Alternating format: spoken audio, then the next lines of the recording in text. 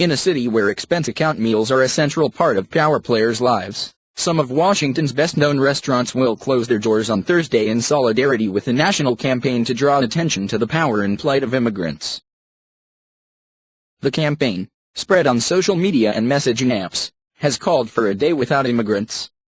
It asks foreign-born people nationwide, regardless of legal status, not to go to work or go shopping, in a demonstration of the importance of their labor and consumer spending to the United States economy.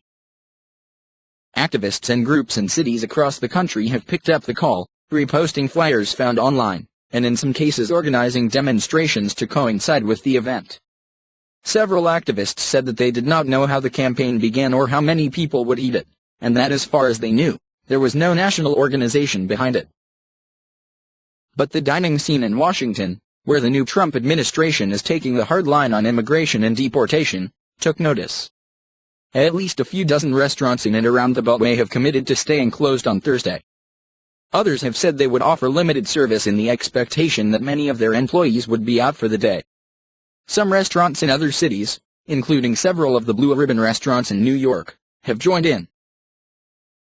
Jose Andres, the famed Spanish-born chef who has tangled publicly with President Trump before, said his restaurants Zaytinya and Oidamel, and 3 Jaleo restaurants, all in the Washington area, would be closed for the day. In 2015, after Mr. Trump made disparaging comments about Mexican immigrants, Mr. Andres pulled out of an agreement to open a restaurant in Mr. Trump's new hotel near the White House, and they have since sued each other over the dispute. Andy Shalel, a native of Iraq, said his popular Busboys and Poets chain of 6 restaurants in the Washington area would also close on Thursday, and he noted that he is among the more than 40 million people in the United States who came from other countries. As an immigrant, I am proud to stand in solidarity /my brothers and sisters, he wrote on Twitter. His daughter, Layla Shalel, who manages finance and marketing for the company, said employees could choose between using some of their paid leave on Thursday, or going to work to clean or organize the restaurants and offices. We think that this is really something that a lot of our staff feels really passionate about, she said. We're taking their side, so that they feel the company they work for is living up to their values. Amaya Sales, a kitchen manager at the Busboys and Poets restaurant in the Brooklyn neighborhood of Washington, said workers first approached management early this week about taking part.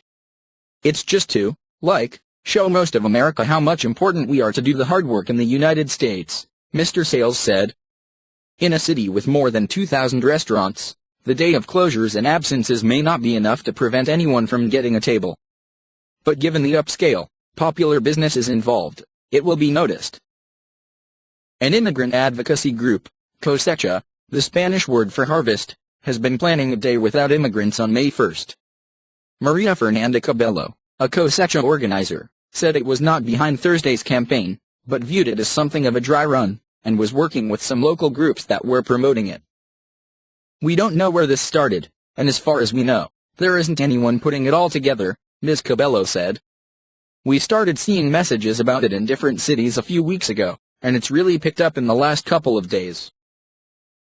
Adding to the uncertainty, a variety of flyers and Facebook pages were used online to promote the campaign, some announcing demonstrations or urging people to patronize immigrant-owned businesses, while others did not. Owners of some smaller businesses said that they supported the idea but that the campaign was too hastily organized to justify closing. Josh Phillips, a co-owner of Espita Mezcaleria in Washington, said that rather than close, he wanted to donate a portion of his restaurant's proceeds on Thursday to the organizers of the campaign. But, he said, we still don't know who's organizing it. Each dinner receipt, Mr. Phillips said, will be inscribed with the phrase, "This meal was made possible by immigrants."